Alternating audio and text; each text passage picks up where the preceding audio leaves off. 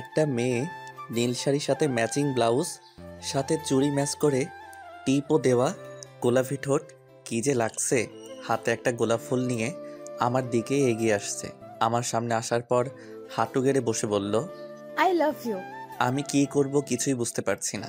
তখনই তাকিয়ে দেখি কলেজের সবাই আমাদের দিকে তাকিয়ে আছে, আর সবাই আমাদের ঘিরে ধরলো, আর সবাই বলতে লাগলো, অ্যাকসেপ্ট না করলে অ্যাস মেরেই ফেলবো তোকে, তাড়াতাড়ি প্রপোজালটা অ্যাকসেপ্ট কর। আমি তো ভয়ে আই লাভ ইউ টু বলে দিলাম, আর সবাই চলে গেল। আমি আর মেয়েটা মাঠে একাই রয়ে গেলাম। মাঠ ফাঁকা।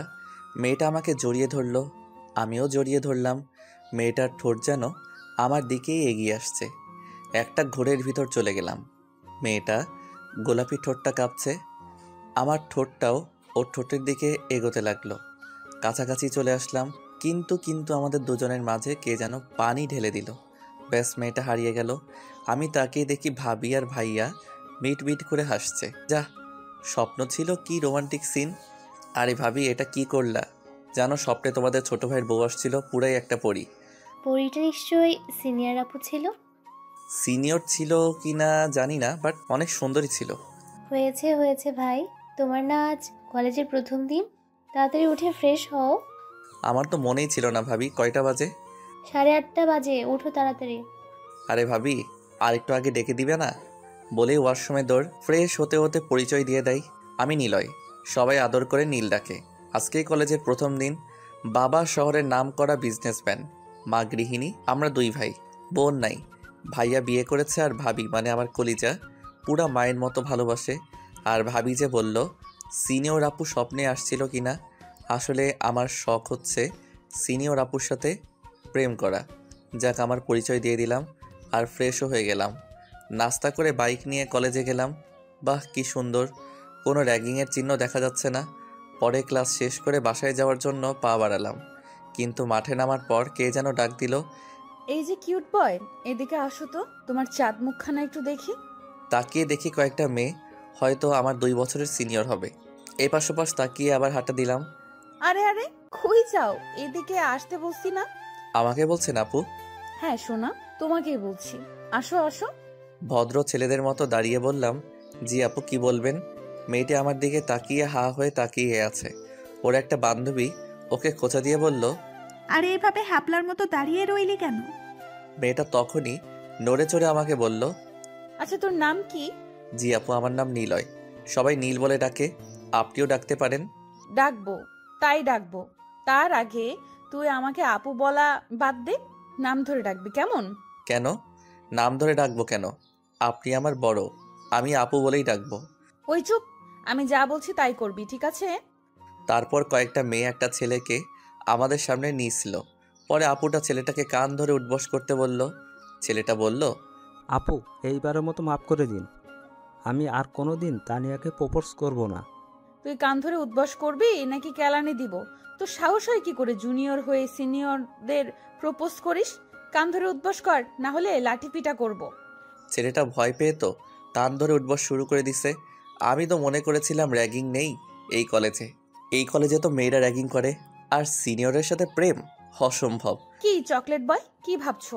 নাম ধরে ডাকবা নাকি ওর মতো কান ধরে উদ্বাস করবা? আচ্ছা আপু, নাম ধরে ডাকবো, কিন্তু আমি তো আপনার নামই জানি না। আমার নাম নীলা, দেখো না কি মিল আমাদের নামে, তাই না? মেয়েটা বলল, হ্যাঁ তাই তো। আচ্ছা আপু, আমি এখন যাই। এই কথা বলাতে মনে হয় মহাভারত অশুদ্ধ করে ফেলেছি। কি, তোকে নাম ধরে ডাকতে বললাম? সরি নীলা, সরি, আর ভুল হবে না। কি ডেঞ্জারাস মেয়ে রে বাবা। আচ্ছা যা, আর কাল থেকে সব সময় আমার সাথে দেখা করে ক্লাস করবি কেমন? মনে যেন থাকে। এখন সোজা বাসায় যাবি, একটুও দেরি করবি না। আচ্ছা বাবা গো, বড় বাচ্চা বেঁচে গেলাম। এক দৌড়ে বাইকের কাছে এসে বাইক নিয়ে দে দৌড়। কি রে নীলা, ছেলেটাকে ছেড়ে দিলি কেন? যাই হোক, ছেলেটা কিন্তু জোস দেখতে, কি কিউট, মনে হয় এখনো পুরা বাচ্চা বাচ্চা লাগিস। নীলা, ছেলেটাকে আমার পছন্দ হয়েছে রে।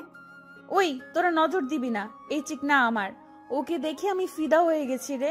তানিয়া, ওকে আমার লাগবে বুঝলি, ওর দিকে কেউ নজর দিবি না, দুলা ভাই হয় তোদের। বাসায় এসে হাঁপাচ্ছি। আরে আমি তো বাইক নিয়ে আসছি, তাহলে হাঁপাচ্ছি কেন? আরে আমার ভাইটা এভাবে হাঁপাচ্ছে কেন? আর বলো না ভাবি, কলেজ থেকে বড় বাচ্চা বেঁচে আসলাম। আরে কি কি উল্টাপাল্টা বলছিস? হ্যাঁ, ঘোরায় ফিরে না বলে সোজাসাপটা বল। আরে ভাবি, আজকে কলেজে গিয়ে দেখি সব ঠিকঠাক, মানে শান্তশিষ্ট। বাট ক্লাস শেষ করে মহা বিপদে পড়ে গেছিলাম। পরে সব খুলে বললাম। কি? আমার ভাইকে হুমকি দে? বজ্জাত মেয়ের সাহস কত! আরে ভাবি বাদ দাও তো, আমার ভীষণ ক্ষুধা লাগছে, খেতে দাও।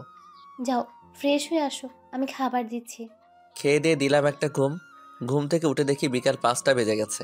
তাই ফ্রেশ হয়ে বের হলাম একটু ঘোরাঘুরি করার জন্য।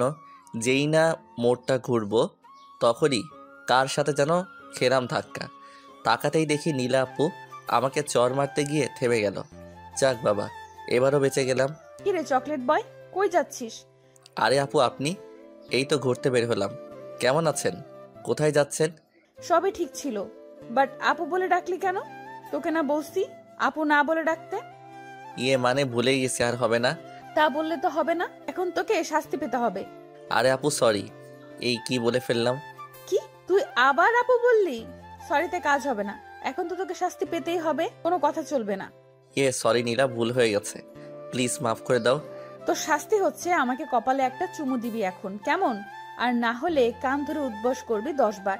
কোনটা করবি কর তাড়াতাড়ি। আরে নীলা, আমি তো সরি বললাম, মাফ করে দাও।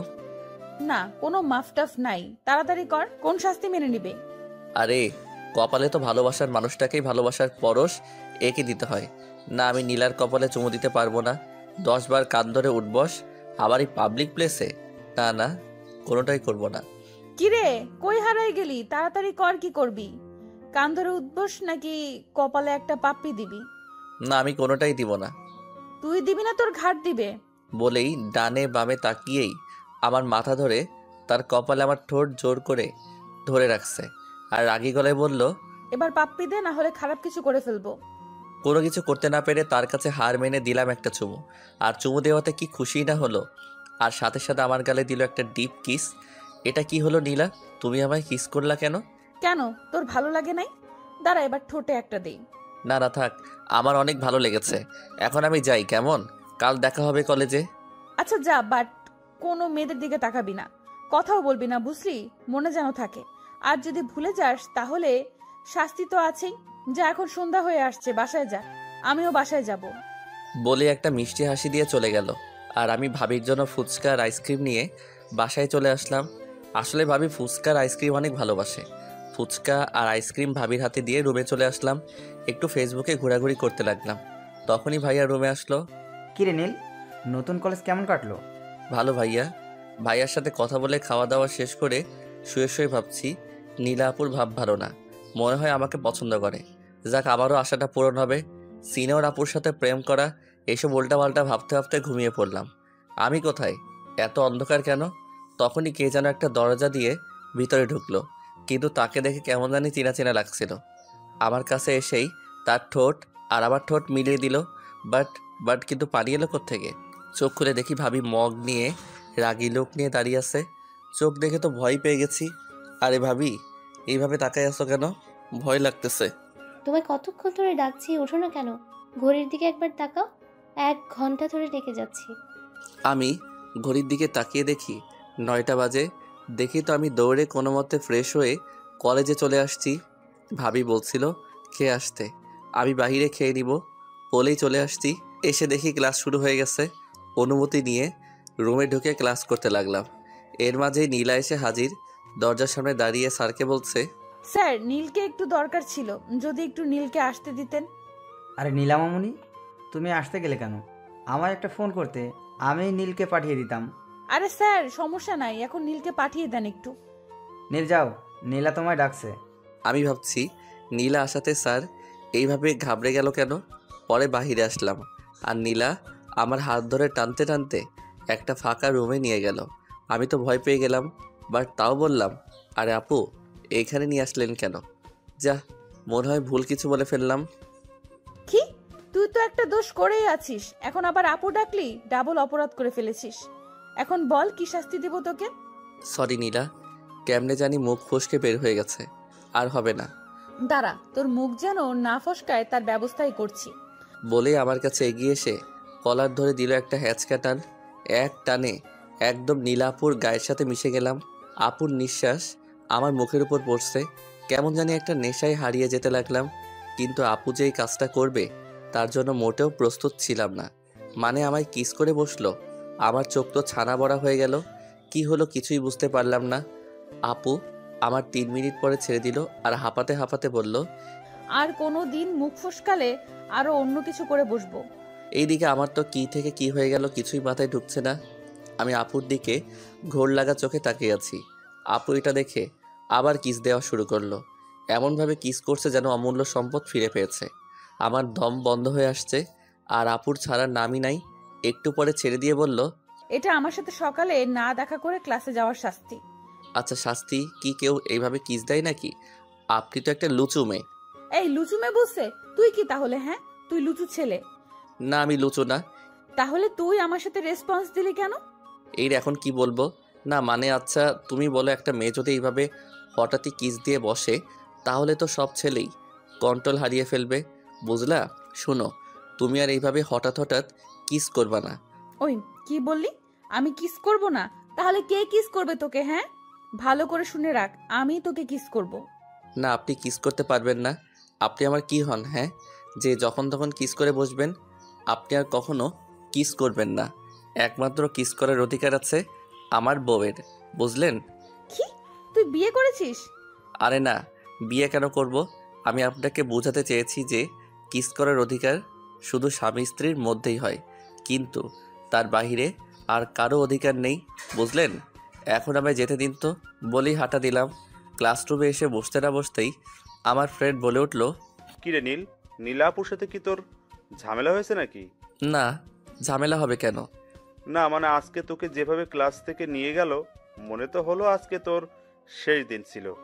জানিস নীলার ভাই এই শহরের সবচেয়ে বড় মাফিয়া, তাই কেউ নীলার দিকে তাকায় না, সবাই নীলা আপুকে অনেক ভয় পায়। শোন, তোর সাথে যদি নীলার কোনো ঝামেলা থাকে তাহলে মিটিয়ে নে। আরে না, তুই শুধু শুধু ভয় পাচ্ছিস। নীলার সাথে আমার কোনো ঝামেলা হয় নাই, তাই তো বলি স্যার এত ঘাবড়ে গেলেন কেন? যাই হোক আমি ডরাই না, আমারও কি কম পাওয়ার আছে নাকি? আর নীলার ভাবসাব তো বলে দেয় আমাকে নীলা ভালোবাসে, তো আমাকে কোনোভাবে ক্ষতি করবে না। পরে ক্লাস করে বাসায় চলে আসলাম। বাসায় এসে ভাবিকে খাবার দিতে বলে রুমে চলে আসলাম ফ্রেশ হয়ে খাবার খেয়ে ভাবির সাথে গল্প করতে লাগলাম। এর মধ্যেই মা এসে হাজির। কি দুই ভাই বোনের মাঝে কি আলাপ চলছে? আমিও শুনি, বল আমায়। না কিছু না, এমনি গল্প করছি। তখনই মা বলল যে, নীল, তোকেও এখন বিয়ে দিয়ে দিব, তাহলে আমার দুইটা মেয়ে হয়ে যাবে, তখন অনেক ভালো হবে, তাই না বৌমা? হ্যাঁ মা, নীলকে বিয়ে দিয়ে দেন, তাহলে অনেক ভালো হবে। আচ্ছা বৌমা, তোমার ছোট বোনটাকে যদি বউ হিসাবে নিয়ে আসি তাহলে কেমন হয়? না মা, ওর তো এখনো পড়ালেখা অনেক বাকি, আর ও বলেছে পড়ালেখা শেষ করে তারপর বিয়ে করবে, তার আগে বিয়ে করবে না। আরে বিয়ের পরেও তো পড়তে পারবে। আচ্ছা মা, আমি বাবা মায়ের সাথে কথা বলে দেখি, তারপর আপনাকে আমি জানাবো, কি বলেন? আচ্ছা ঠিক আছে। আরে মা আমি এখন বিয়ে টিয়ে করবো না, আগে আমার পড়ালেখা শেষ হোক, তারপর ভাবা যাবে। না, আমি যা বলছি তাই হবে। বলেই চলে গেল। আরে ভাবি, তুমি তো মাকে বোঝাতে পারতে, তা না বাবাকে বলে দেখবো কি বলে। এখন দেখি তুমিও আমায় ভালোবাসো না। আরে আমার ভাইটা দেখি রাগও করতে পারে আমার সাথে। আচ্ছা ভাই সরি, তোর বিয়ে করা লাগবে না, তোর যখন মন চাইবে তখনই বিয়ে করিস। এই তো আমার কিউট ভাবি, তুমি আসলেই অনেক ভালো। ভাবির সাথে আরও অনেক ফাইজলামি করে বাইরে বের হলাম। উদ্দেশ্য হাঁটাহাঁটি। হাঁটতে হাঁটতে একটা মাঠের সামনে খেলা দেখছি, সবাই ক্রিকেট খেলছিল।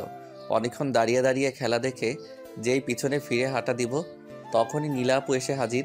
আরে নীল, কি করে সেখানে? চল একটু ঘুরে আসি সামনে থেকে। না আমি তোমার সাথে যাব না, এখন আমার একটা কাজ আছে। কি কাজ বল আগে, তারপর যা। আমার গার্লফ্রেন্ডের জন্য এখন ফুচকা, আইসক্রিম, চকলেট কিনতে হবে। কি, তোর গার্লফ্রেন্ড আছে? থাকলে থাক, ভুলে যা, আর কালকে ব্রেকআপ করে নিবি, বুঝলি? কেন ব্রেকআপ করব কেন? কারণ আমি তোকে ভালোবাসি আর তুই আমার প্রপার্টি, আর এই প্রপার্টিতে শুধু আমি থাকতে পারবো। অন্য কেউ আসলে তাকে একদম জীবিত কবর দিব, বুঝলি? আপনি আমায় ভালোবাসেন কিন্তু আমি তো বাসি না। তোর ভালোবাসা লাগবে না, আমি ভালোবাসবো। তুই শুধু কালকে ব্রেকআপ করে নিবি, বুঝলি? না হলে তো বুঝতেই পারছিস আমি কি করতে পারি। বলেই একটানে কাছে টেনে নিয়ে কিস করে বসলো। আমি তো শকড, কি করে এই মেয়ে? লজ্জা শরমের মাথা খেয়ে ফেলেছে। শোন, যা বলেছি তাই করবি। আর তোর ফোন দে। ভয়ে দিয়ে দিলাম, একটু টিপাটিপি করে, তারপর দিয়ে দিল। যা সোজা বাসায় যাবি, এদিক ওদিক তাকাবি না। বলেই গালে একটা কিস করে চলে গেল। আমিও ভাবির জন্য ফুচকা আইসক্রিম নিয়ে বাসায় চলে আসলাম, আর ভাবিকে দিয়ে কিছু সময় দুষ্টামি করে রুমে চলে আসলাম। সকালে ভাবির ডাকে ঘুম ভাঙলো। আরে ভাবি, এত সকালে ডাকলে কেন? তোমার ভাইয়া আজ কাজের জন্য দেশের বাইরে যাবে, যাও তুমি এয়ারপোর্টে দিয়ে আসো। আচ্ছা ভাবি, আমাকে তো বললো না ভাইয়া। আমিও জানতাম না, কাল রাতে এসে বললো। ও আচ্ছা, তুমি যাও, আমি ফ্রেশ হয়ে আসছি। ফ্রেশ হয়ে রেডি হয়ে নিচে নেমে দেখি ভাইয়া নাস্তা করছে। আমিও বসে গেলাম। ভাইয়া, কতদিন থাকতে হবে তোমাকে বাহিরে? এই তো 9-10 দিন। ও আচ্ছা। নাস্তা করে ভাইয়াকে নিয়ে গাড়ি নিয়ে বেরিয়ে পড়লাম এয়ারপোর্টের উদ্দেশ্যে। তখনই ভাইয়া বলল, শোন নীল, তোর ভাবি তো অনেক দিন তার বাপের বাড়ি যায় না, আর আমিও সময় পাই না, তাই আজকে তোর ভাবিকে নিয়ে কলেজ শেষ করে তোরা তাদের বাড়ি যাবি, ঠিক আছে? ওকে যাব। ভাইয়াকে নামিয়ে দিয়ে আমি ডিরেক্ট কলেজে চলে আসি। এসে দেখি তেমন কেউ আসে নাই এখনও, তাই মোবাইল নিয়ে একটু ফ্রি ফায়ার খেলা শুরু করে দিলাম। কয়েক ম্যাচ খেলার পর আমার ফ্রেন্ড অর্থাৎ শুভ চলে আসলো আর বলল, কিরে নীল, কি খবর, কি করিস? গেম খেলবি? না ভাই, আমি সব ফালতু জিনিস খেলি না। কথা বলতে বলতে দেখি নীলা আপু কলেজে ঢুকছে। আমি নীলা আপুর কাছে দেখা করতে চলে আসলাম। জানিনি তো, দেখা না করলে আবার অদ্ভুত একটা শাস্তি দেয়, তাই আগেই দেখা করা ভালো। হাই নীলা, কি খবর, কেমন আছো? তাহলে দেখি চকলেট বয়ের মনে আছে দেখা করার কথা? আরে কি বলো, মনে থাকবে না আবার? না হলে কি, বল বল। না কিছু না। এইভাবে কথা বলতে বলতে ঘন্টা পড়ে গেল। আমরা সবাই ক্লাসে চলে আসলাম। প্রথম ঘন্টা শেষ করে বাইরে বের হলাম। দেখি নীলা আপুও এদিকেই আসছে। আমার চোখ আবার কলেজের গেটের দিকে গেল। দেখলাম একটা গাড়ি ভিতরে ঢুকছে। দেখে বুঝতে পারলাম আমাদের গাড়ি এটা। আমিও নিচে নেমে এলাম। দেখি ভাবি গাড়ি থেকে নামছে। আমি কাছে গিয়ে জিজ্ঞেস করলাম, ভাবি তুমি কলেজে আসলে হঠাৎ? কি করবো বলো, মা বললো তোমাকে নিয়ে এখনই যেন আমাদের বাসায় যায়, তাই তোমাকে নিতে আসা। আমাকে বললেই তো হতো, আমি চলে আসতাম। না আসলে এখান থেকে আমরা আমাদের বাড়ি চলে যাব। আমি তোমার সব জামা কাপড় নিয়ে এসেছি, চলো তো, দেরি হয়ে যাচ্ছে। বলেই হাত ধরে টেনে নিয়ে গেল গাড়ির কাছে। আমি বললাম, ভাবি আমিও তো গাড়ি দিয়েই আজকে কলেজে আসছি। আচ্ছা, ড্রাইভারকে বলে দেই গাড়িটা নিয়ে বাসায় যাক, আর আমরা এটা নিয়ে চলে যাই, কেমন? আচ্ছা চলো। এখন আমি ড্রাইভারকে চাবি দিয়ে ভাবির সাথে চলে আসলাম তাদের বাসায়। ওইদিকে নীলা দেখলো আর ভাবলো হয়তো এই মেয়েটাই আমার গার্লফ্রেন্ড, মানে ভাবিকে ভুল বুঝলো আর বলল, তোকে বলেছিলাম না ব্রেকআপ করে নিতে, তুই করলি না। তবে আমিও আমার জিনিস আদায় করে নিব। এই নীলা, এমন কোনো জিনিস নেই যে চাওয়া মাত্র পাইনি, আর তোকেও আমি পেয়ে যাব। তোকে না পেলে আমি নিজেকে শেষ করে দিব। বলেই কাঁদতে কাঁদতে বাসায় চলে গেল। এইদিকে আমি ভাবিদের বাসায় এসে রুমে বসে বসে ফ্রি ফায়ার খেলছি। এমন সময় ভাবির বোন মানে জান্নাত আমাকে যে রুমে দেওয়া হয়েছে সেই রুমে আসলো আর টেবিলে হাতাহাতি করতে লাগলো। তাদের বাড়ি, যা ইচ্ছা করছে করুক, আমার কি। আমি একবার জান্নাতের দিকে তাকিয়ে আবার গেম খেলায় মনোযোগ দিলাম। তখনই জান্নাত বলে উঠল, আরে আপনি তো বেশ বোরিং একটা লোক। মানে বুঝলাম না, কি বলতে চাচ্ছেন? আপনি আমাকে দেখার পরও কথা বললেন না কেন? কেন আপনাকে দেখে আমার কথা বলতে হবে? কে আপনি? না মানে আপনাকে খেতে ডাকছে আপু, তাই ডাকতে আসলাম। তো এটা বললেই তো হতো, কি সব উল্টাপাল্টা বলছিলেন। বলেই চলে আসলাম। কি ভাব, ভাব বের করব বলে দিলাম। হ্যাঁ ভাবি বলো, ডাকছিলে আমায়? খেতে বসো। দেখি সবাই বসে আছে, আমিও বসে পড়লাম। খেয়ে দে আবার রুমে এসে শুয়ে পড়লাম। আর নীলা আপুর কথা ভাবছি, নীলা আপু কি আমাকে ভালোবাসে? এইসব আউল ফাউল ভাবতে ভাবতে রাতে গভীর ঘুমে পা বাড়ালাম। ঘুম ভাঙলো কারো চুরির শব্দে, মানে জান্নাত আমার কানের কাছে তার হাত ঝাঁকিয়ে চুরির পরে শব্দ করছে। আমি চোখ খুলে বললাম, কি শুরু করলেন আপনি? কি করেছি আমি? এই যে এত সকালে আমার আরামের ঘুমটা ভাঙালেন। জানেন আমার সিনিয়র গার্লফ্রেন্ডের সাথে কি রোমান্টিক স্বপ্ন দেখছিলাম। মানে সিনিয়র গার্লফ্রেন্ডকে আর আপনি প্রেম করেন? আরে তেমন কিছু না। উঠুন, এখন নাস্তা করতে হবে আর আমার সাথে আমার কলেজে যেতে হবে, বুঝলেন?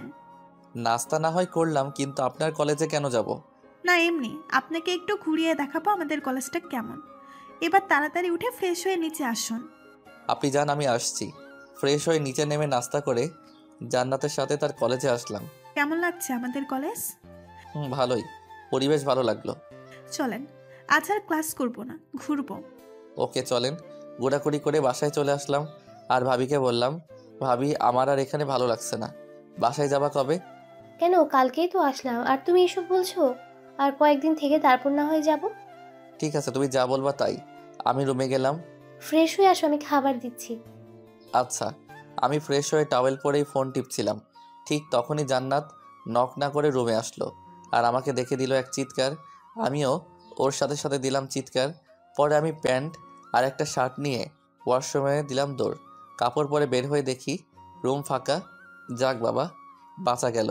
নিচে গিয়ে দেখি জান্নাত টেবিলে বসে খাবার খাচ্ছে, কিন্তু আমি কি করে ওর সামনে যাব ভেবে পাচ্ছি না। তখনই ভাবি বলল, নীল, খেতে বসো। না মানে বসছি। কোনো মতে খেয়ে আবার রুমে এসে গা এলিয়ে দিলাম খাটে। আর তখনই নীলাপুর কথা মাথায় আসলো, যে পাগলি মেয়ে আমায় ভালোবাসে ঠিকই বলতে পারছে না। আমিও যে পাগলিটাকে অনেক ভালোবেসে ফেলেছি। আর দেরি করা যাবে না, ও বলুক আর না বলুক, এখান থেকে গিয়েই আমার মনের কথাটা বলে দিব। কয়েকদিন ভাবিদের বাসায় থেকে চলে আসলাম ঠিকই, কিন্তু কলেজে যাই নাই। একদিন আমি রাস্তা দিয়ে হাঁটছি, তখনই দেখি নীলাপু আসছে, কিন্তু আমার দিকে একবার তাকিয়ে আবার পাশ কাটিয়ে চলে গেল। আমি বেশ অবাকই হলাম যে মানুষটা আমাকে দেখলে কত প্রশ্ন শুরু করে দিত, কিন্তু আজ আমাকে পাশ কাটিয়ে চলে গেল। কেমন যেন বুকের ভিতরটা চিনচিন করে উঠল। মনটা খারাপ করেই বাসায় চলে আসলাম আর রাতে না খেয়ে ঘুমিয়ে পড়লাম। পরদিন ভাবির ডাকে ঘুম ভাঙলো। এই যে আমার মিষ্টি ভাইটা, তাড়াতাড়ি ঘুম থেকে উঠুন, কলেজে যেতে হবে তো। ভাবি যাও, আমি ফ্রেশ হয়ে আসছি। আজকে কেন যেন বাইক নিতে মন চাইলো না, তাই রিক্সা করে কলেজে চলে আসলাম। কিন্তু নীলা আপুকে দেখতে পেলাম না, পুরো ক্যাম্পাস খুঁজেও পেলাম না, তাই মন খারাপ করে ক্লাসে চলে আসলাম। কোনো মতে ক্লাস করে বের হয়ে হেঁটে হেঁটে বাড়ি যাচ্ছি, তখনই একটা কালো গাড়ি আমার সামনে এসে দাঁড়ালো আর কয়েকজন লোক দেখে মনে হচ্ছে বডিগার্ড হবে। আমি কিছু বলতে যাব, তখনই একজন আমার নাক বরাবর একটা স্প্রে করলো আর আমার মুহূর্তেই যেন ঘুম চলে আসলো। আমি আর দাঁড়াতে পারছি না, পড়ে যাচ্ছি। আর মনে নাই, চোখ খুলে দেখি আমি একটা অন্ধকার ঘরে একটা বিছানার পাশে একটা চেয়ারে বাঁধা অবস্থায় বসে আছি। ঠিক তখনই দরজাটা খুলে গেল আর যাকে সামনে দেখলাম তাকে দেখে আমি তো অবাক হয়ে গেলাম। দেখলাম নীলা ভিতরে ঢুকছে, সাথে 10 থেকে 20 জন লোকও আছে, সবাই বডিগার্ড টাইপ পোশাক পরে আছে। আর নীলা প্রায় দৌড়িয়েই আমার কাছে চলে আসলো আর ওই লোকদেরকে বলল, ইডিয়েট, ওকে এইভাবে বেঁধে রাখছে কে? ম্যাম, আমি বেঁধেছি। নীলা তখনই লোকটাকে একটা চড় মেরে বলল, এই, তোকে না বলেছি নীলকে এই বিছানায় শুয়ে রাখতে? কেন বেঁধে রাখলি? হ্যাঁ, নীলের কষ্ট হচ্ছে না? সরি ম্যাম, আসলে আমি মনে করেছিলাম যদি ছেলেটার জ্ঞান ফিরে তাহলে হয়তো পালিয়ে যাবে, তাই বেঁধে রেখেছি। উফ, এত কথা বাদ দিয়ে নীলকে তাড়াতাড়ি খোল বলছি। ইস, কতই না কষ্ট পাচ্ছে। জি ম্যাম, খুলে দিচ্ছি। আমাকে বাঁধন খুলে দিয়ে লোকটা সরে গেল আর নীলা আমাকে জড়িয়ে ধরে কপালে গালে চুমু দিতে লাগলো আর বলতে লাগলো, এই নীল, তুমি কি বেশি কষ্ট পাইছো? প্লিজ জান, আমায় মাফ করে দাও। আমি তোমাকে কষ্ট দিতে চাই নাই, সত্যি বলছি। এই খাটটার উপর একটু বসো, আমি খাবার আনছি।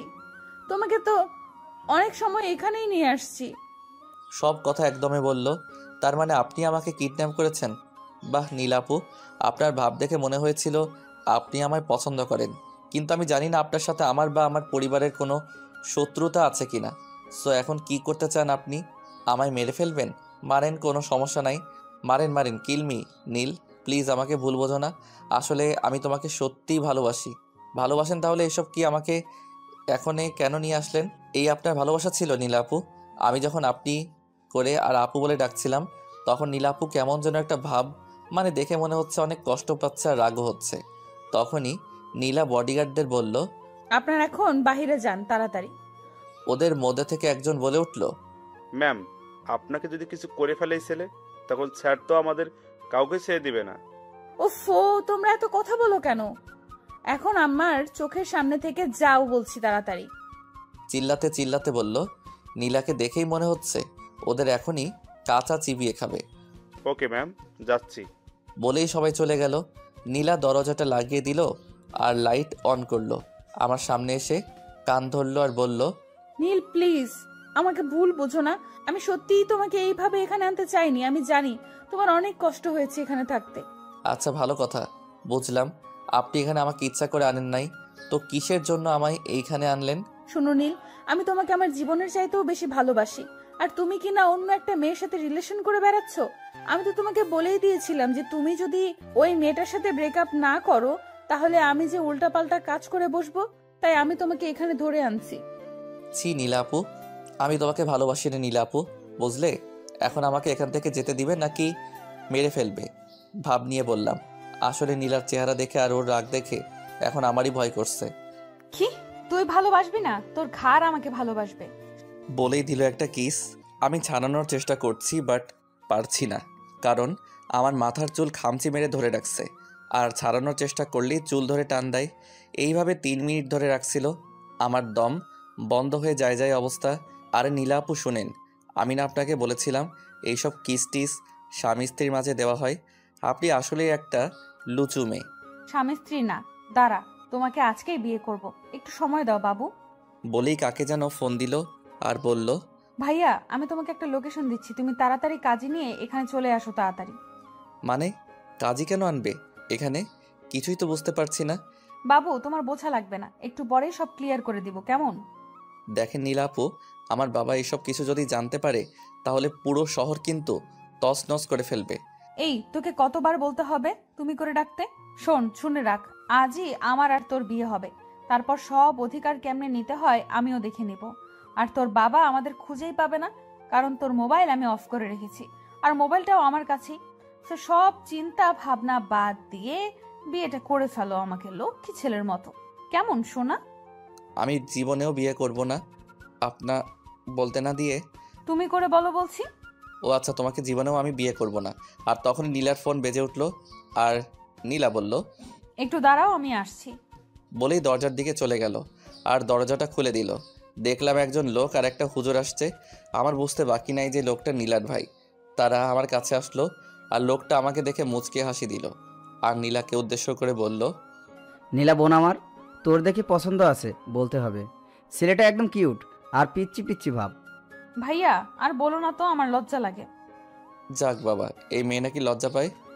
হয়েছে, আর লজ্জা পেতে হবে না। তো কাজী সাহেব বিয়ে পড়ানো শুরু করেন। না, আমি বিয়ে করব না আপনার বোনকে। আরে কি যেন নাম? ও হ্যাঁ, নীল। দেখো বিয়ে করবে কিনা আমি জানি না, তো আমার বোন তো তোমাকে ঠিকই বিয়ে করেই ছাড়বে, বুঝলে? শোনো নীলা, তুই এখন কিভাবে ওকে রাজি করবি তোর ব্যাপার। কাজী সাহেব আপনারা বিয়ে পড়ানো শেষ হলে আমাকে ডাক দিয়েন, কেমন? আমি এখন বাইরে থেকে একটু ঘুরে আসি। আর নীলা, এই ছুরিটা রাখ, কাজে দিবে। Bye, best of luck my dear sister. ভাইয়া তুমি রিল্যাক্সে বাহির থেকে একটু ঘুরে আসো, কেমন? তারপর নীলার ভাই বাহিরে চলে গেলেন আর নীলা আমাকে খাটের উপর বসিয়ে দিল আর কাজীকে বলল, এবার শুরু করেন। কাজী সাহেব সব কিছু মানে বিয়ের খুতবা পড়ে নীলকে বলল, বাবা বলেন কবুল। না আমি বলবো না। আর নীলা আমাকে বলল, প্লিজ নীল বলে দাও, না হলে কিন্তু খারাপ কিছু করে ফেলবো। তুমি যা ইচ্ছা করো, তাও বলবো না। আর নীলার রাগ মাথায় উঠে গেছে। দেখ আমি ভালোই ভালোই বলছি, বলে ফেল, না হলে একদমই ছুরি চালিয়ে দেব। দাও ছুরি চালাও, আমার গলায় চালিয়ে দাও, সমস্যা নাই। সত্যি সত্যি নীলা আমার বুকে একটা টান মেরে দিল, কিন্তু অল্প কেটেছে, রক্ত বের হচ্ছে। আর রাগী গলায় বলল, বল, না হলে এবার সত্যি সত্যি গলায় চালিয়ে দিব।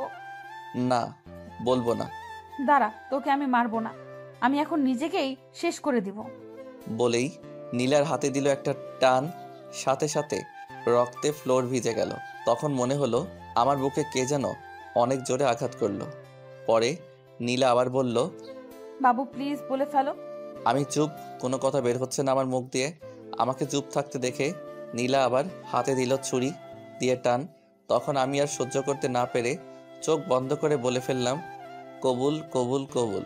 কবুল বলাতেই নীলা আমাকে জড়িয়ে ধরলো। তখনই কাজী বলল, মামুনি আপনি এখন বলুন কবুল। নীলা সাথে সাথে কবুল কবুল কবুল। যেই তাড়াতাড়ি বলল বাবারে, কাজী আলহামদুলিল্লাহ বলল। ওইদিকে নীলা আস্তে আস্তে জোরে একটা চিৎকার দিল আর বলল, নীল তোমার অনেক কষ্ট হচ্ছে তাই না বাবু, একটু দাঁড়াও। বলে একজনকে ডাক দিল।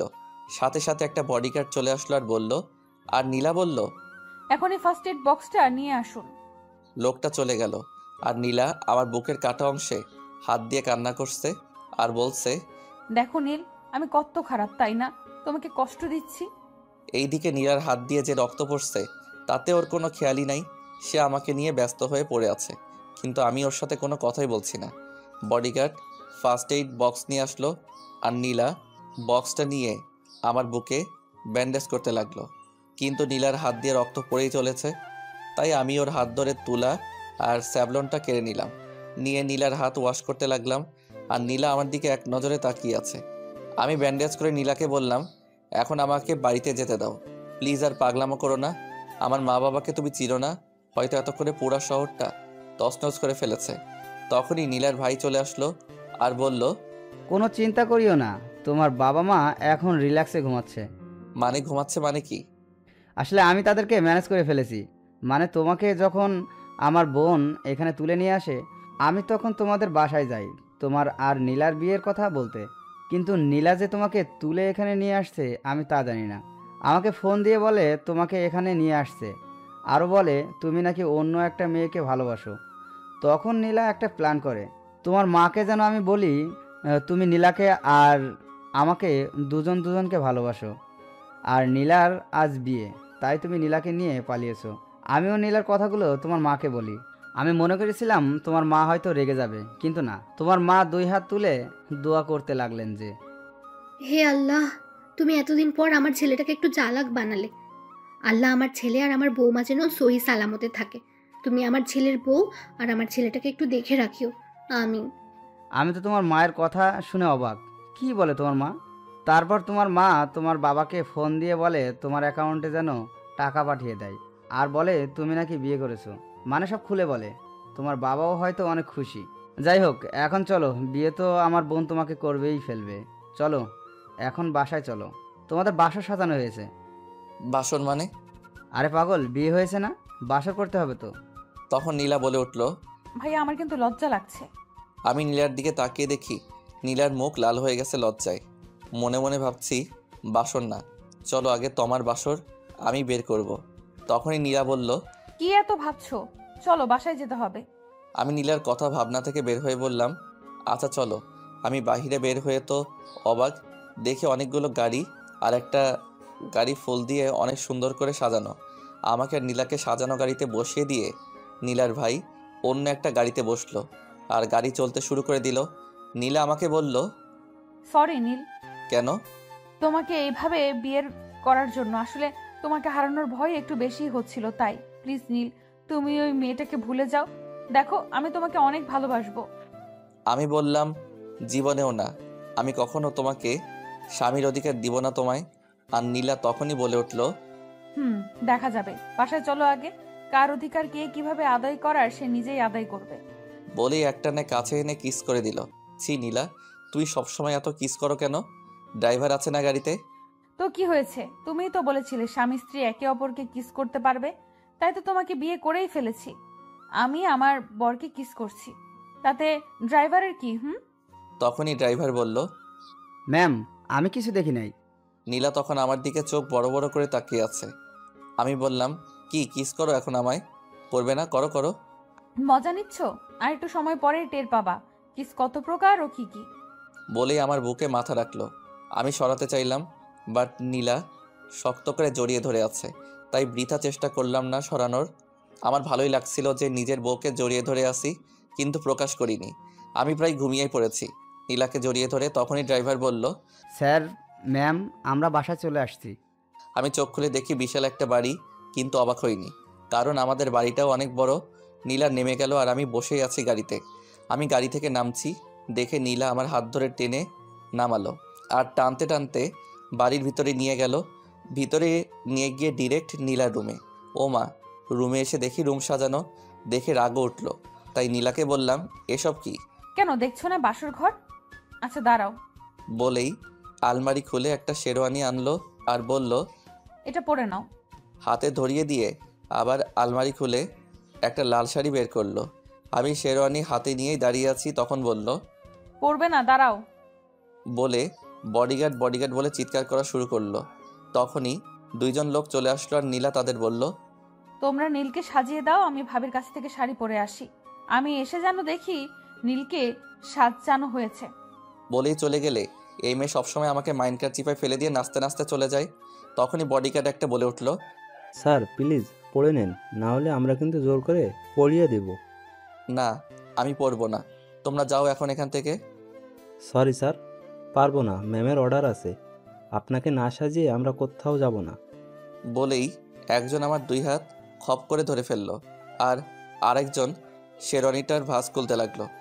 তখন আমি বললাম, তোমরা বাহিরে যাও, আমি রেডি হচ্ছি, কেমন? এ তো স্যার আপনি আসলে একটা বুদ্ধিমান লোক। বলেই দুজনেই বাহিরে চলে গেল। কিছু করার নাই, আমি ফেঁসে গেছি, সব পরে নিলাম। গিয়ে আয়নার সামনে দাঁড়ালাম। বাহ, সুন্দর লাগছে তো। নীলা এমনিতেই পাগল হয়েছে, আবার আমার এই সাজে দেখলে মনে হয় আজ রাতে কিছু একটা করবেই। তখনই দরজায় খটখট শব্দ গিয়ে দরজাটা খুলে দিলাম। দেখি নীলা শাড়ি পরে দাঁড়িয়ে আছে। আমি নীলাকে দেখে আবার ক্রাশকে বসলাম। নীলাও আমার দিকে হা করে তাকিয়ে আছে। ঘোর ভাঙল নীলার ভাবির কাশিতে। নীলার ভাবি বলল, এইভাবে তাকানোর সময় আরও পাবে, এখন খাবারটা খেয়ে নাও। নীলার হাতে খাবার দিয়ে মুচকে একটা হাসি দিল। তখন নীলা ভাবিকে বলল, সব ঠিক মতো দিয়েছো তো ভাবি? তখন নীলার ভাবি নীলার কানে কানে কি যেন বলল, আর নীলা লজ্জা পেয়ে ভাবিকে বলল, যাও তুমি, তুমি না ভাবে অনেক শয়তান। হয়েছে হয়েছে, একটু পরেই বুঝবি কে শয়তান। বলে আবার একটা হাসি দিয়ে আমার গাল টেনে দিল আর বলল, ভাই, আমার বোনটাকে আজ একটু শয়তানি শিখিয়ে দিও কেমন? আর শোনো, তুমি না অনেক কিউট, তোমার গালটা এত নরম কেন? তখন নীলা বলল, ভাবি, তুমি আমার বড়র উপর নজর দিও না তো, তুমি তোমার বরকে সামলাও গিয়ে এখন। এদের ননদ ভাবির কথা শুনে লজ্জায় মাটির নিচে চলে যেতে মন চাইছিল। যাই, তোর ভাইকে একটু দেখি গিয়ে কি খবর। বলেই আবার আমার কানের কাছে এসে কানে কানে বলতে লাগলো, ভাই, বিড়ালটা ভালোভাবে মারবে কেমন? তখনই নীলা ভাবিকে বলল, ভাবি, তুমি নীলের কানে কানে কি বললা? না বোন, কিছু বলি নাই। বলে একটা হাসি দিয়ে চলে গেল। তখনই নীলা আমার হাত ধরে ভিতরে নিয়ে গেল আর বলল, এখন খাবারটা আগে খেয়ে নাও তো। বলেই আমার মুখের সামনে একটা লোকমা তুলে দিল। আমি বললাম, খাবো না, আমি কিছুই খাবো না। নীলার চোখ নিমিষেই লাল হয়ে গেল, আর আমিও ভয় পেয়ে গেলাম। আচ্ছা আচ্ছা দাও, খাচ্ছি। ভয়ে ভয়ে নিলাম, আর অনেক ক্ষুধাও লেগেছিল, সারাদিন খাওয়া নাই। পরে নীলা পানি খাইয়ে দিল। খাবার খাওয়ার পর থেকে কেমন জানি গরম লাগতে শুরু হলো। ক্রমশ নীলার উপর নেশা লাগা একটা ঘোর কাজ করা শুরু করে দিল। তখনই নীলা আমাকে জড়িয়ে ধরলো। আমার পুরা হুঁশ আছে, কিন্তু নিজেকে কন্ট্রোল করতে পারছি না। না চাওয়া সত্ত্বেও নীলার উপর ঝাঁপিয়ে পড়লাম। প্রথমে ঠোঁটে কিস করলাম, তারপর ঘাড়ে। বুঝতে পারছি দুইজনেরই নিঃশ্বাস ঘন হয়ে যাচ্ছে। এ যেন এক অন্যরকম একটা ফিলিংস দুজনের। হারিয়ে গেলাম এক সুখের সাগরে। হোক না ভালোবাসার পূর্ণতা। সকালে ঘুম ভাঙলো ঠোঁটে কারোর নরম স্পর্শে। চোখ খুলে দেখি নীলা কিস করছে। আমিও তার সাথে সাড়া দিতে লাগলাম। কত সময় ছিলাম বলতে পারবো না। নীলা আবারও আমার দিকে দুষ্ট চাহনিতে তাকিয়ে আছে আর মিটমিট করে হাসছে। নীলার গালটা একেবারে লাল হয়ে আছে দেখেই বোঝা যাচ্ছে লজ্জার সাথে সে অনেক যুদ্ধ করছে। তারপরও সে কামনার দৃষ্টিতে আমার দিকে তাকিয়ে আছে। তখনই আমি নীলাকে হ্যাচকা টানে কলের উপর বসালাম আর শক্ত করে জড়িয়ে ধরলাম। কি সিনিয়র বউ, এত লজ্জা পাচ্ছ কেন? পিচ্চি জুনিয়র বর, তুমি না অনেক ফাজিল, রাতে ঘুমাতে দাও নাই। এই শোনো শোনো, তুমি মনে করেছো খাবারের নেশা মিশালে আমার কিছুই মনে থাকবে না? সব মনে আছে। আমি না, তুমি আমাকে ঘুমাতে দাও নাই। ইয়ে মানে ধ্যাৎ পিচ্চি। বলেই বুকে মুখ লুকালো। আমি মুখটা তুলে কিছুটা সময় তাকিয়ে থাকলাম, আবার ঘোর কাজ করা শুরু করে দিল। নীলার ঠোঁটটা আবার নিজের ঠোঁটের সাথে মিশিয়ে নিলাম। দুজন আবার সুখের এক সাগরে হারিয়ে গেলাম। পরে নীলা ওয়াশরুমে গিয়ে ফ্রেশ হয়ে আসলো, আমিও চলে গেলাম। কিন্তু আমার কাপড় নাই, তাই আবার বাহিরে চলে আসলাম। এসে দেখি নীলা আলমারি থেকে প্যাকেট করা কিছু কাপড় বের করছে। নীলার পিছে ফিরে আমার হাতে প্যাকেটটা দিল আর বলল, নাও, গোসল করে এটা পরবা। আমি বললাম, এগুলো কি নীলা? প্যান্ট আর একটা শার্ট। আমি নীলার হাত থেকে নিয়ে বললাম, কই পেলে? বারে, আরে আমি এগুলো কবে থেকে তোমার জন্য কিনে রেখেছি, কিন্তু তোমাকে দিতে পারি নাই, তাই আজ দিলাম। যাও, এটা পরবা। বলেই ঠেলে ওয়াশরুমে পাঠিয়ে দিল। ফ্রেশ হয়ে নীলের দিকে তাকিয়ে দেখি কালো শাড়ি পরেছে, আর আমার প্যান্ট শার্ট ও কালো পুরাই ম্যাচ হয়ে গেছে। সাদা শরীরে কালো শাড়ি, মনে হচ্ছে আসমান থেকে একটা পরী নেমে আমার সামনে দাঁড়িয়ে আছে। এক নজরে তাকিয়ে আছি, নীলাও তাকিয়ে আছে আমার দিকে। ঘোর কাটলো দরজায় ঠক ঠক আওয়াজে। নীলা গিয়ে দরজা খুলে দিল, আর আমি সামনে তাকিয়ে যা দেখলাম, দেখি নীলার ভাবি আর ভাই দাঁড়িয়ে আছে। আমাদের দেখে তারা দুজনেই শুধু মুচকি মুচকি হাসছে, আর নীলার গাল তো লজ্জায় লাল হয়ে আছে। আমারও বেশ লজ্জা লাগছে। তখনই নীলার ভাবি নীলার কানে কি যেন বলল, আর নীলা তার ভাবিকে বলল। ভাবি তুমি তো অনেক ফাজিল। তারা দুজনেই ঘরে প্রবেশ করলো। নীলার ভাই আমার কাছে এসে আমায় জড়িয়ে ধরে কেঁদে দিল। আমি সহ সবাই অবাক হয়ে গেলাম। আমি নীলার ভাইকে বললাম, ভাইয়া কি হলো, কান্না করছেন কেন? নীলার ভাই বলল, নীল ভাই আমার আমার পাগলি বোনটা তোমাকে অনেক অনেক ভালোবাসে। বলতে পারো নিজের জীবনের চাইতেও ও তোমাকে ভালোবাসে। যেদিন তুমি কলেজে একটা মেয়েকে নিয়ে গাড়ি করে কোথায় যেন গিয়েছিলে, সেই দিন নীলা আমাকে তোমার কথা বলে কান্না করে দিয়েছিল। এমনকি তুমি পরের দিন কলেজে যাওনি দেখে খাওয়া দাওয়া বাদ দিয়ে দিয়েছিল।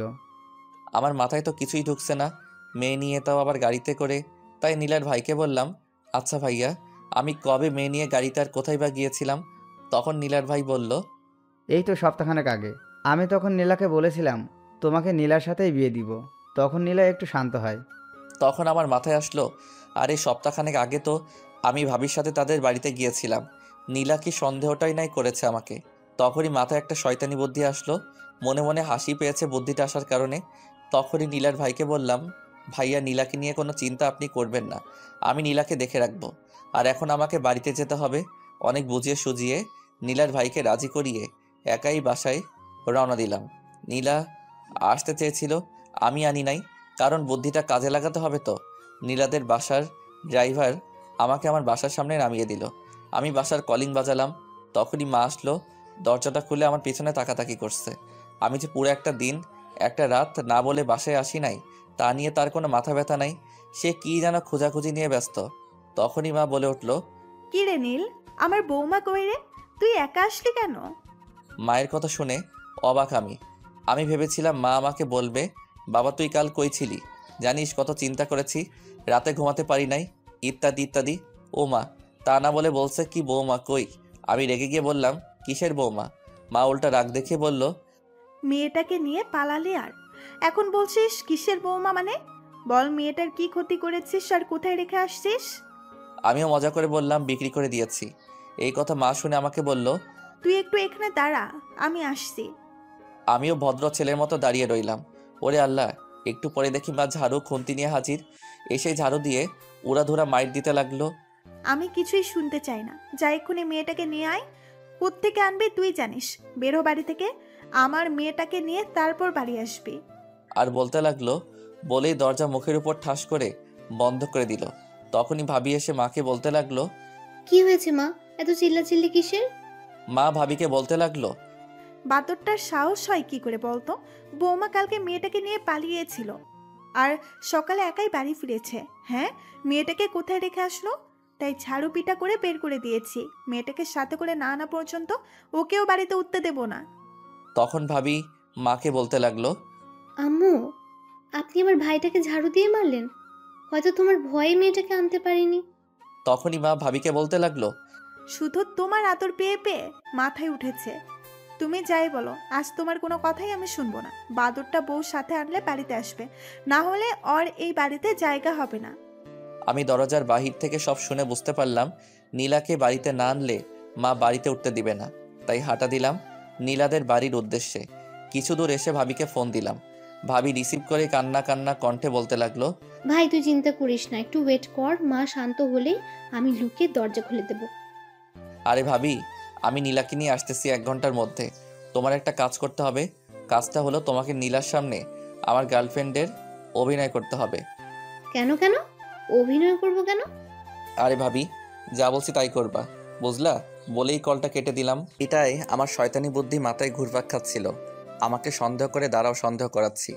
রিক্সা করে চলে আসলাম নীলাদের বাসায়। দিলাম কলিং। খুলে দিল নীলার ভাবি। আমাকে দেখে বলতে শুরু করলো, কি ভাই, বউকে ছাড়া থাকতে মন চাইছে না? বলেই দিল একটা হাসি। আমি লজ্জা পাচ্ছি ভাবি বুঝতে পেরে নীলাকে ডাক দিল। নীলা আমাকে দেখে অস্থির হয়ে বলতে লাগলো, বাবু তোমার কি হয়েছে? তুমি না এই মাত্র গেলে, রাস্তায় কিছু হয়েছে? আরে কিছুই হয় নাই, তুমি তাড়াতাড়ি রেডি হয়ে নাও, তোমাকে বাড়িতে নিয়ে তারপর যাব, আর একজনের সাথে পরিচয় করিয়ে দিব, তাড়াতাড়ি করো। নীলা এমন কথা শুনে মনে হয় অনেক খুশি হলো, তাই আমার হাত ধরে রুমে নিয়ে আসলো আর সব গোছগাছ করতে লাগলো। তখনই নীলার ভাবি হাজির। আমাদের গোছগাছ দেখে একটু অবাকই হলেন, তাই নীলাকে বললেন, কি রে, সব গোছগাছ করছিস কেন? তখনই নীলা বলল, ভাবি শ্বশুর বাড়ি চলে যাব, তাই রেডি হচ্ছি। নীলার ভাবি বলতে লাগলো, আজই চলে যাবি? হ্যাঁ। দাঁড়া, তোর ভাইকে ডেকে আনি, তোর ভাই কি বলে দেখি। বলেই চলে গেলেন। নীলার ভাই এসে আমাদের যা বললেন তা শুনে আমি তো শিহরিত হয়ে গেলাম। নীল, আমি আগেই ভেবেছিলাম তোমাকে খুব তাড়াতাড়ি নীলাকে নিতে আসতে হবে, কারণ তোমার মাকে যখন বানিয়ে বলেছিলাম তুমি নীলাকে নিয়ে পালিয়েছো, তখন তোমার মা বৌমা পাগল বোঝালে। নীলার ভাই বলল। বলেই নীলার ভাই আর ভাবি হাসাহাসি করতে লাগলো। ভাইয়া ভাবির কাছ থেকে বিদায় নিয়ে নীলাকে বাসায় আসলাম। এবার কলিং দিতেই মা আবারও দরজাটা খুলে দিল। মনে হয় দরজার সামনে দাঁড়িয়েছিল। নীলা মাকে সালাম করতে গেলে মা ধরে সালাম করতে দিল না। মা তো নীলাকে দেখে অনেক খুশি হলেন। তখন মা আমাকে বলতে লাগলো, ইস, মিষ্টি একটা মেয়েকে তুই কষ্ট দিস, তোর তো সাহস কম না? তখনই নীলা মাকে বলল। মা, আপনার ছেলে আমাকে সব সময় শুধু শুধু বকা দেয়। আমি অবাক নয়নে নীলার দিকে তাকালাম। নীলা তো নিজেই আমাকে ব্ল্যাকমেল করে বিয়েটা করলো। আমায় সবসময় সে নিজেই আমাকে ধমকের উপরে রাখে। যেদিন থেকে আমার আর নীলার দেখা চিন্তা মনা, এই মেয়েকে ঠিক তখন থেকেই আমার উপর অধিকার খাটায়। আর এই মেয়ে মাকে বলছে আমি নাকি সবসময় বকা দেই। কি মিথ্যুক রে! নীলার কথা শুনে মা আমার 14 গোষ্ঠী উদ্ধার করতে লাগলো। আর নীলা মিটমিট করে হাসতে লাগলো। তখন দেখি ভাবি এইদিকে আসছে। আমি ভাবিকে চোখের ইশারা দিয়ে আমার রুমে যেতে বললাম। ভাবিও মুচকি একটা হাসি দিয়ে আমার রুমের দিকে হাঁটা দিল। নীলা ভাবিকে দেখে নাই এখনো। মা নীলাকে ভিতরে নিয়ে আগেই খাবার টেবিলে বসালো। আর মা নিজ হাতে নীলাকে খাইয়ে দিতে লাগলো। আমাকে অবশ্য মা খেতে বলেছিল। আমি না খেয়ে রুমে চলে আসলাম। এসেই ভাবিকে কি কি করতে হবে বলে দিলাম। আমি বারবার দরজা দিয়ে উকি দিয়ে দেখতে লাগলাম নীলা আসছে কিনা। নীলা আসছে বুঝতে পেরে ভাবিকে বললাম, ভাবি অভিনয়টা শুরু করে দাও। ভাবিও শুরু করে দিল। তখন ভাবি আমাকে বলতে লাগলো, সোনা, তুমি কালকে কোথায় ছিলে জানো? আমি তোমার জন্য কত চিন্তা করেছি। আরে বাবু আর বলো না, কালকে এক পেতনি আমাকে জোর করে তুলে নিয়ে গিয়ে বিয়ে করেছে। তুমি একটু চিন্তা করো না কেমন? 6 মাস পরে ওকে ডিভোর্স দিয়ে তোমাকে বিয়ে করব। কেমন? তুমি আমাদের বাসায় আসলে কখন? এই তো জান, সকালে আসছি আর তোমার জন্য ওয়েট করছিলাম। তুমি যদি আসো, তো তুমি তো এসেই গেছো তখনই। নীলা দিল একটা চিৎকার। নীল, এই মেয়েটা কে? তখন ভাবি নীলার দিকে ফিরল। নীলা বলতে লাগলো, আরে এটা তো সেই মেয়ে যে কলেজে তোমার সাথে একদিন দেখেছিলাম। আমি তো এই মেয়েকে মেরেই ফেলবো, তার আগে তোকে মারবো। বলেই ভাবির হাত ধরে ঘর থেকে বাহির করে দিল আর দরজাটা লাগিয়ে দিল। দরজা লাগিয়ে আমার এদিক ওদিক কি যেন খুঁজতে লাগলো। তখনই দেখলো পড়ার টেবিলের উপর একটা ছুরি পড়ে আছে। নীলা ছুরিটা হাতে নিয়ে আমাকে আক্রমণ করবে। তখন আমি চোখটা বন্ধ করে নিলাম, কিন্তু অনেকটা সময় পার হয়ে গেল, তাও কিছু করলো না। নীলা আমাকে কিছু করছে না দেখে আমি আস্তে আস্তে চোখ খুলে দেখি ভাবি আর নীলা একসাথে দাঁড়িয়ে মিটমিট করে হাসছে। আর আমি তাদের দেখে বেকুব বনে গেলাম। তখন নীলা একটু শব্দ করে হাসি দিল আর আমাকে বলতে লাগলো, কি গো পিচ্ছি, অ্যাক্টিং তো ভালোই পারো। তুমি মনে করেছো আমি এসব দেখে কষ্ট পাবো? না, একদম না। কারণ আমার শাশুড়ি আম্মা আমাকে বলেছে তোমার একটা বড় ভাই আছে এবং তার একটা কিউট মিষ্টি দেখতে বউও আছে, এবং সে তোমাকে ভাইয়ের মতো ভালোবাসে, সেটাও বলেছে। সরি সুইটি ভাবি, আমি তোমাকে সেই দিন কলেজে সন্দেহ করেছিলাম নীলের সাথে দেখে। আরে পাগলি বোন আমার, এটা তো স্বাভাবিক বিষয়, আমি কিচ্ছু মনে করিনি। তুমি আমার এই ভাইটাকে একটু দেখে রাখবা কেমন? একটু বোকা আছে, তুমি চালাক বানাই দিবা। আচ্ছা তোমরা কথা বলে আমি যাই, এখানে থেকে কাবাব মেয়ে হাড্ডি হতে চায় না। ভাবি, আপনি এখন একটু যান, এই পিচ্চিটার ক্লাস নিব এখন একটু।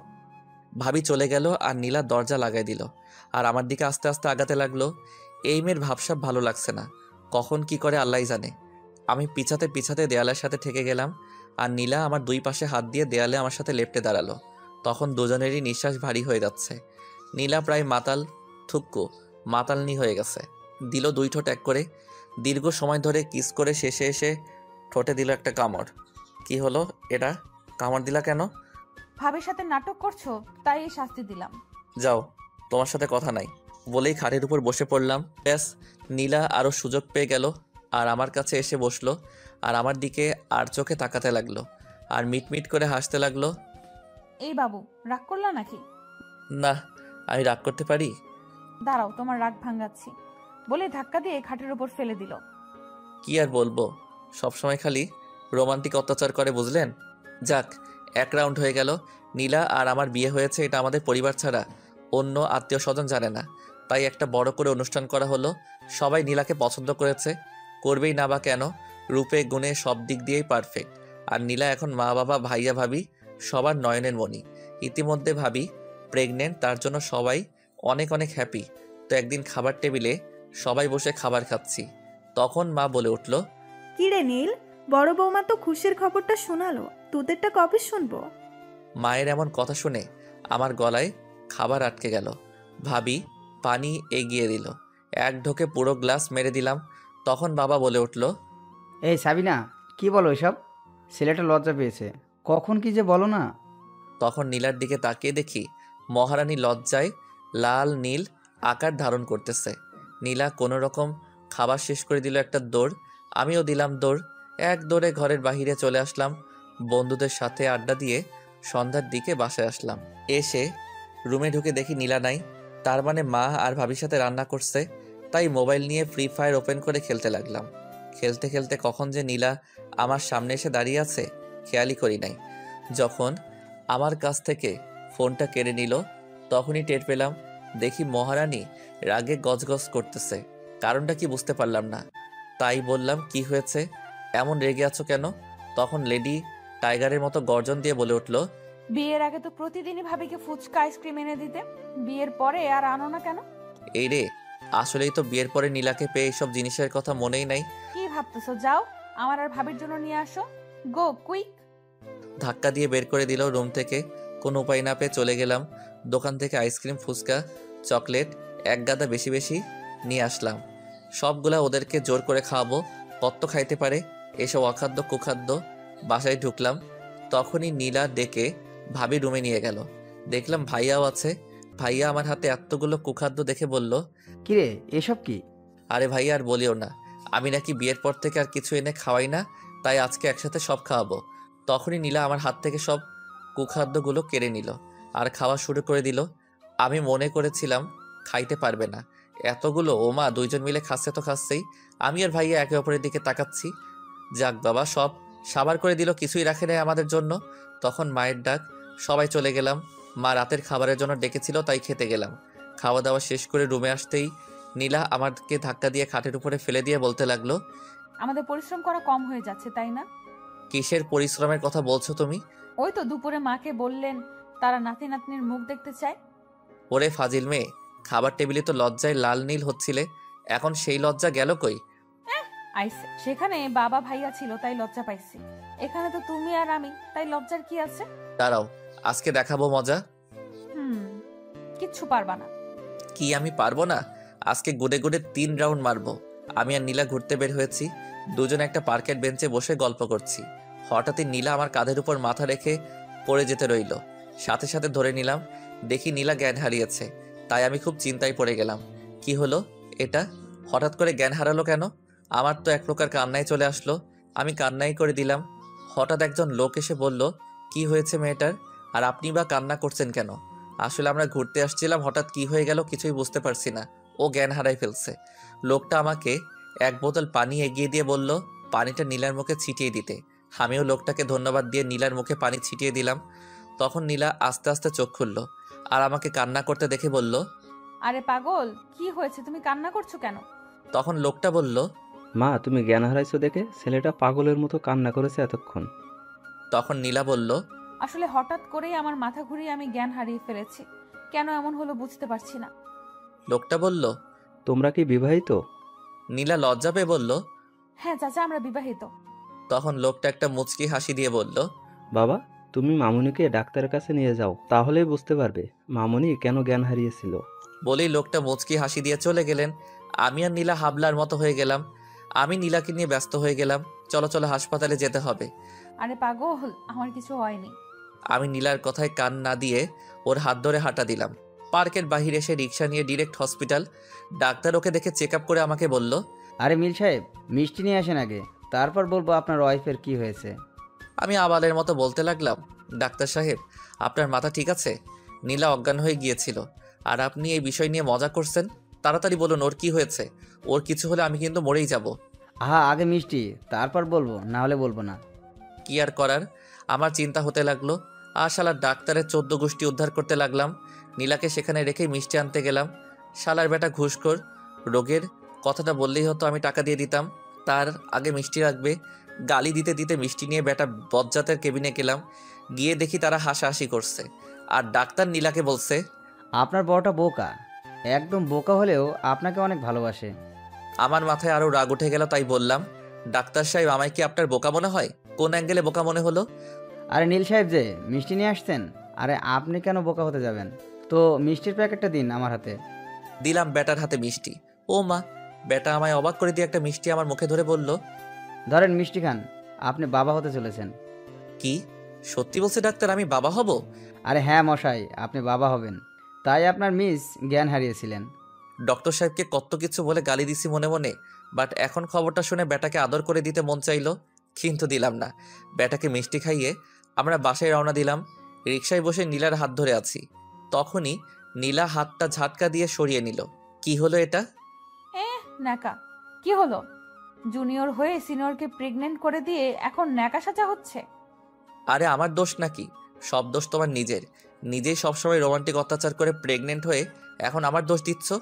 দেখি নীলা লজ্জা পাইছে, তখন নীলা আমায় শক্ত করে জড়িয়ে ধরলো, আমিও জড়িয়ে ধরলাম। বাসায় চলে আসছি, কলিক দিলাম, ভাবি এসে দরজা খুলে দিলেন। ভাবির এখন 6 মাস প্রেগনেন্সি চলে, তাই ভাবিকে বললাম, আরে ভাবি তুমি কেন দরজা খুলতে গেলে? আরে ভাই, মাথা গরম করে না, সবাই একটু ঘুমাচ্ছে, তাই আমি দরজাটা খুলে দিলাম। তখন ভাবি নীলার হাতে প্রেগনেন্সির কাগজ দেখে বলল, এটা কি দেখি? নীলা কাগজটা হাতে দিয়ে একটা দৌড় মারল। মনে মনে ভাবতে লাগলাম, এখন আমাকে ফাঁসিয়ে চলে গেল।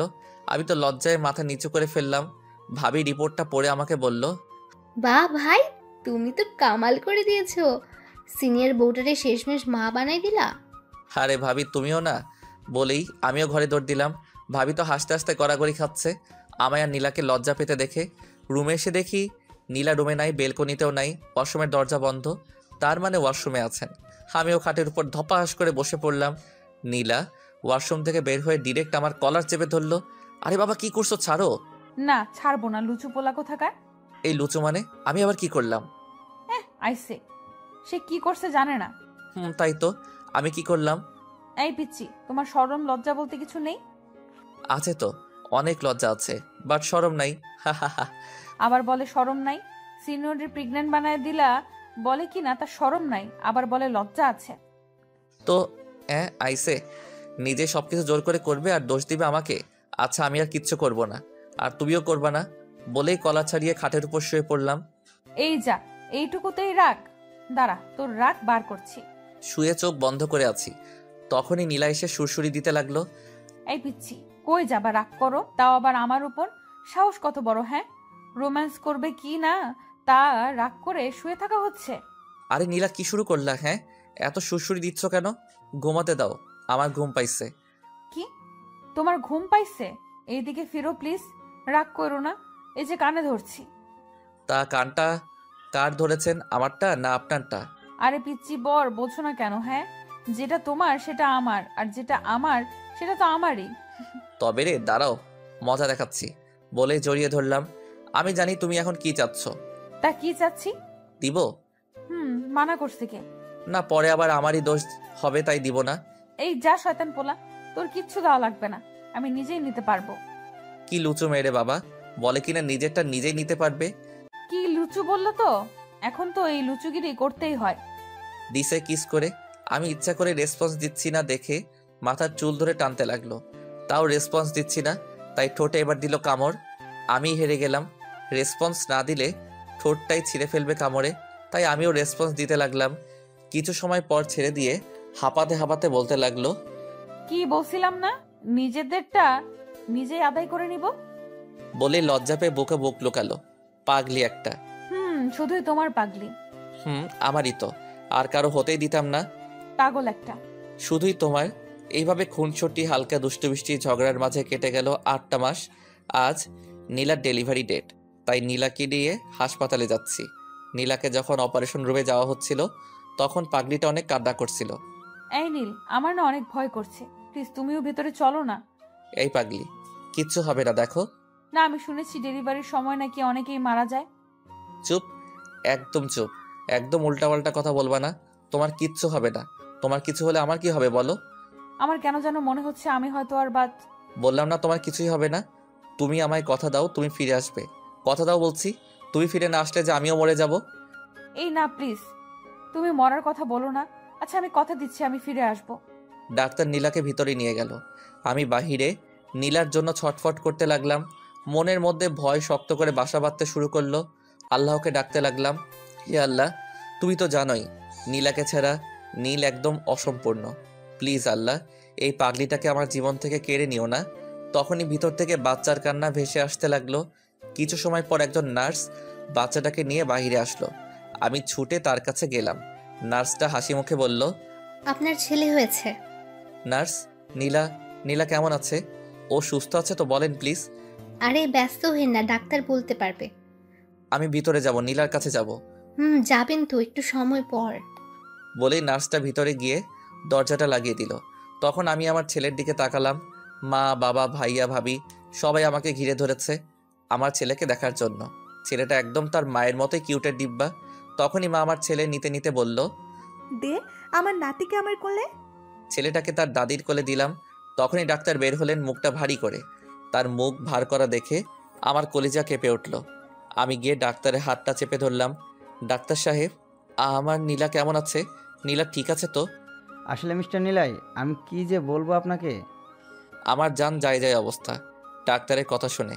আপনি সরেন, আমি নীলার কাছে যাব। বলে একদরে নীলার বেডের পাশে দাঁড়ালাম।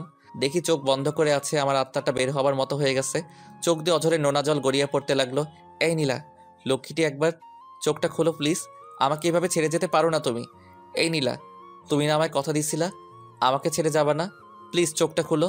বাহ, তুমি তো বেশ বেইমান হয়ে গেছো। কথা দিয়ে কথা রাখো না। কেন বেইমানিটা করলে আমার সাথে? বলে বেডের সাথে কপাল ঠেকে নীরবে কান্না করতে লাগলাম। কিছু সময় পর মাথায় কমল স্পর্শ পেলাম। এই স্পর্শটা আমার অনেক পরিচিত। হ্যাঁ, এটা নীলার স্পর্শ। নীলার মুখের দিকে তাকিয়ে দেখি মিটমিট করে হাসছে। এই পাগল, এইভাবে কেউ কান্না করে? আমার কিচ্ছু হয়নি।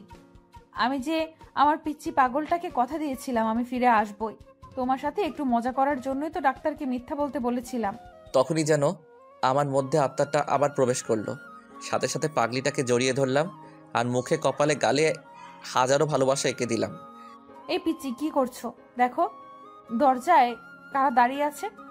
তাকিয়ে দেখি মা, বাবা, ভাইয়া, ভাবি, ডাক্তার সাহেব, নার্স সবাই দাঁড়িয়ে চোখের পানি মুছতেছে আর মুচকি মুচকি হাসতেছে। মা এসে বলতে লাগলো, কিরে শয়তান মেয়ে, আমার এইভাবে আমাদের কষ্ট দিতে তোর ভালো লাগে তাই না? আমি তোমাদের কষ্ট দিতে চাইছি নাকি?